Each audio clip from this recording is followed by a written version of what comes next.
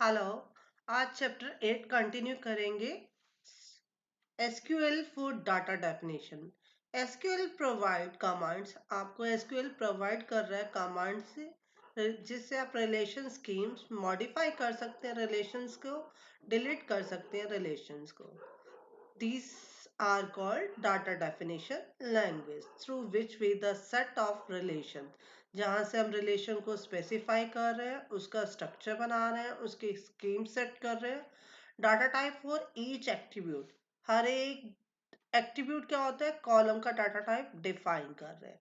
The constant as well as security, constant क्या होते हैं बेटे, कांस्टेंट इज ए कंडीशन और check applicable on a field or set of field. एक condition है कि आप चेक कर सकते हो एप्लीकेबल उस फील्ड पे है या नहीं, या set of fields. Constant is a condition. तो constant in general refer to condition और check that apply to a column. Data definition start with create statement. Data definition हम क्रिएट स्टेटमेंट से स्टार्ट करते हैं। This statement use to create, ये statement क्या कर रही है, आपके डाटाबेस को क्रिएट कर रही है। डाटाबेस के अंदर डिफरेंट टेबल्स होंगे जो उसके रिलेशन होंगे। जब आप कोई भी डाटाबेस क्रिएट करते हो तो आपको क्लियर होना चाहिए कि उसके अंदर आपने कितनी टेबल बनानी है और हर एक टेबल का स्ट्रक्चर क्या होगा, कितने कॉलम्स होंगे, उन कॉलम्स का डाटा टाइप एक्सेट्रा आपको क्लियर होना चाहिए। आई होप कि आपने जो सीक्वल था वो अपने सिस्टम में डाउनलोड कर लिया होगा। तो अब हम सीक्वल पे कमांड करेंगे। स्टार्ट बटन पे आप लिखेंगे माई सीक्वल और माई सीक्वल का आपके पास कमांड प्रॉम्प्ट आ जाएगा।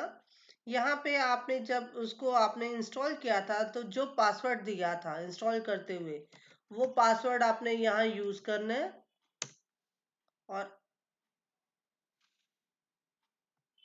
जब आपने पासवर्ड यूज कर लिया तो ये माई सीक्वल का प्रॉम्प्ट आ जाएगा। अब यहाँ से आपने सबसे पहले डाटाबेस क्रिएट करनी है।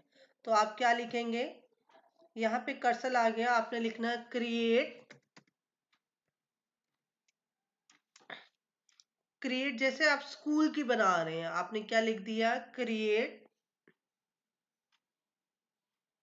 Create database, database school. और उसके बाद सीक्वल में हर एक स्टेटमेंट के बाद आपने सेमी कॉलन यूज करना है। क्या यूज करना है, सेमी कॉलन। अब आ गया क्वेरी, ओके, आपकी क्वेरी बन गई, एक रो इफेक्ट हो गई और आपकी एक डाटाबेस क्रिएट हो गई। क्रिएट करने के बाद after creating is not enough, आपने डाटाबेस बना दी तो ये इनफ नहीं है। बिफोर यू क्रिएट टेबल, जब आप उस डाटाबेस के अंदर टेबल बनाना चाहते हो तो आपको वो डाटाबेस यूज करनी पड़ेगी, क्योंकि सिस्टम को नहीं मालूम कि आप किस डाटाबेस के अंदर टेबल क्रिएट करना चाहते हैं। जैसे फॉर एग्जांपल आपके सॉफ्टवेयर में डिफरेंट डाटाबेस पड़ी हैं, तो किस डाटाबेस के अंदर आपने टेबल बनानी है तो आपको पहले वो डाटाबेस क्या करनी है, यूज। क्रिएट करने के बाद नेक्स्ट कमांड होती है हमारा यूज, और आप क्या देंगे उस डाटाबेस का नेम। जैसे आपकी डाटाबेस थी स्कूल, आपने लिख दिया use school, semicolon. Database change, it means जो डाटाबेस ऑलरेडी यूज थी अब वो चेंज हो गई, अब आपकी स्कूल्स आ गई। क्लियर है। तो सबसे पहले आपने डाटाबेस को क्रिएट करना है। उसके बाद सिस्टम के पास बहुत सारे डाटाबेस होती हैं, तो आपने उस डाटा जिस डाटाबेस में काम करना है तो उस डाटाबेस को यूज करना है। आफ्टर यूजिंग, कहते हैं the only thing you need to ensure opening a database, आपने डाटाबेस यूज कर ली, इट मस्ट बी क्रिएटेड। अब आप उसके अंदर चेक कर सकते हो कि कौन कौन सी डाटाबेसेस है।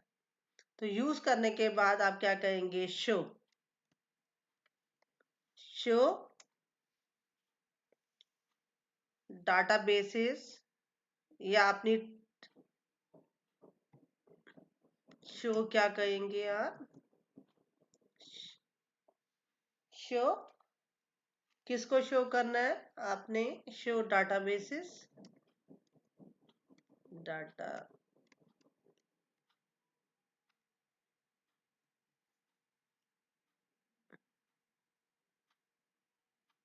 जैसे आपने स्कूल, स्कूल है ना आपके पास डाटाबेस, तो आप शो स्कूल, यहाँ पे रॉन्ग हो गया, तो आपने क्या लिखना है? Show database,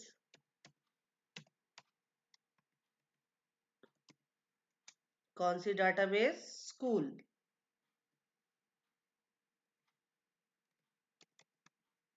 semicolon.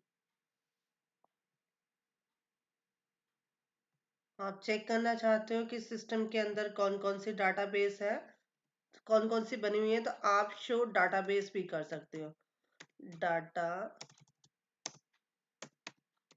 Data base, उसके अंदर सिस्टम के पास जो जो डाटाबेस बनी होगी आपको उसकी लिस्ट दे देगा। एम्प्लॉयज बनी हुई है, इंफॉर्मेशन स्कीमा, माई सीक्वल, परफॉर्मेंस स्कीमा, स्कूल और सिस। तो ये 6 आपके पास डाटाबेस बनी हुई है जो स्कूल आपने अब बनाई है। क्लियर है? अब डाटाबेस बनाने के बाद उस डाटाबेस में आपने क्या काम करना है? Create table. Table are the defined with the create table command. तो टेबल कैसे बनाते हैं हम? क्रिएट टेबल कमांड से बनाते हैं। When a table is created its columns are named. जब एक टेबल को क्रिएट किया जाता है उसके डिफरेंट कॉलम्स के नेम और उसका डाटा टाइप डिफाइन किया जाता है। तो आप टेबल कैसे क्रिएट करते हैं? नेक्स्ट कमांड यूज करते हैं हम लोग, क्रिएट टेबल।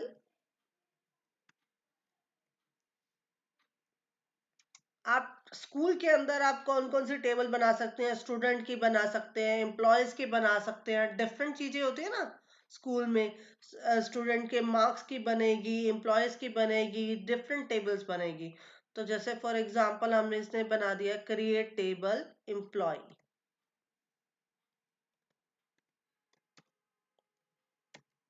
एम्प्लॉय और सेमीकोलन। अब आपने एम्प्लॉय का स्ट्रक्चर सेट करना है, तो सेमीकोलन अभी आप एंड नहीं करेंगे। आप क्या करेंगे? Create table employ, bracket open, bracket open, और फील्ड नेम, उसमें कौन कौन से कॉलम आपने यूज करने हैं। जैसे आपने करना है एम्प्लॉयज का कोड, कैप लॉक ऑफ कर देते हैं हम लोग, ई कोड, कॉलम नेम और उसका डाटा टाइप। आपका डाटा टाइप कॉलम नेम के लिए क्या हो जाएगा? Integer, integer. Next column name आपका क्या होगा? Employ name, employ name, name. इसका डाटा टाइप ले लिया आपने, जैसे फॉर एग्जांपल कैरेक्टर, इसकी लेंथ ले ली आपने फॉर एग्जांपल 30। अब आप आगे चाहते हैं कि इसी के आगे आ जाए, ये प्रॉम्प्ट का मतलब होता है कि अभी आपकी स्टेटमेंट एंड नहीं हुई, आप उसी में कंटिन्यू कर रहे हैं। ये जो प्रॉम्प्ट दिखाई दे रहा है इट मीन्स आपकी स्टेटमेंट अभी कंटिन्यू है। और उसके बाद आपने दिखा दिया, इसका ग्रेड दिखा दिया, एक कॉलम और बना दिया, ग्रेड। ग्रेड का डाटा टाइप क्या दे दिया आपने? जैसे टीजीटी है, पीजीटी है आपके स्कूल की, एंटिटी टीचर है, तो आपने करेक्टर दे दिया इसके लिए भी,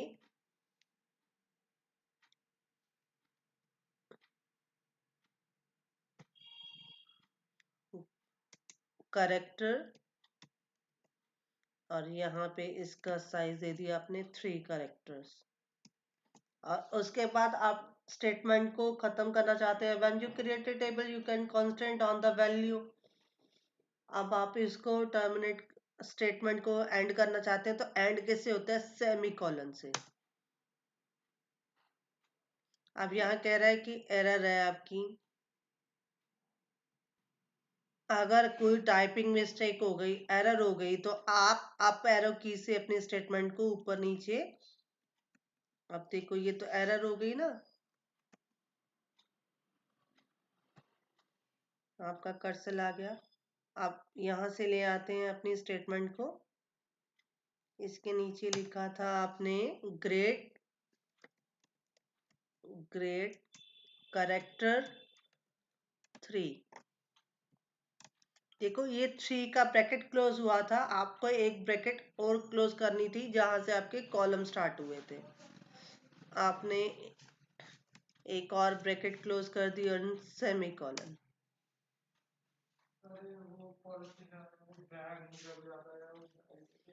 अब ये कह रहा है क्वेरी ओके, आपकी क्वेरी बन गई और आपकी रो इफेक्ट हो गई।